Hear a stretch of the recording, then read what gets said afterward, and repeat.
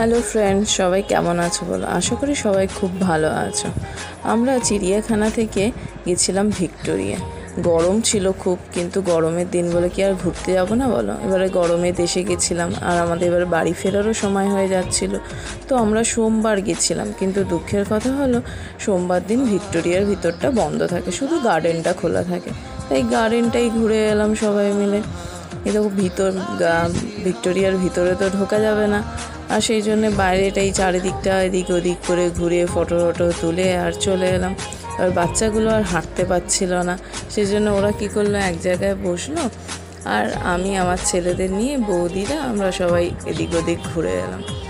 ছোটরা তো একদম ক্লান্তই হয় না বলো, ওদের এনার্জি লেভেল অনেক হাই। দেখো আমরা এদিক থেকে পুরো গার্ডেনটা ঘুরে দেখে খুব ভালো লাগলো। আমরা তো আগে অনেকবার গেছি, কিন্তু অনেক বছর পর, মানে বিয়ের পর মানে 1-2বার গেছিলাম, তারপরে অনেক বছর পর আবার এই ভিক্টোরিয়ায় যাওয়া হলো।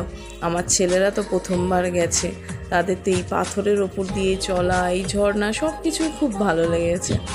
এত ক্লান্ত হয়েও পায়ে লাগছে বলছে, কিন্তু তাও ঘোরা বন্ধ হয়নি। এই আমরা পুরোটা ঘুরে তারপরে আবার ওখান থেকে বাড়ি চলে এলাম। ওখানে কিছু কনস্ট্রাকশনের কাজও হচ্ছিল। আর এখানে দেখো জলের ধারে ওরা ব্যাঙাচি দেখতে পেয়েছে। সেই ব্যাঙাচি দেখেও ভীষণ এক্সাইটেড ওরা, সেই নিয়েই ওখানেই ওদের খেলা শুরু হয়ে গিয়েছিল। এই ভিক্টোরিয়ার ভিতরে ঢোকা যায়নি তো কী হয়েছে, বাইরেই একটু পোজ দিয়ে ফটো তোলা হয়ে গেল।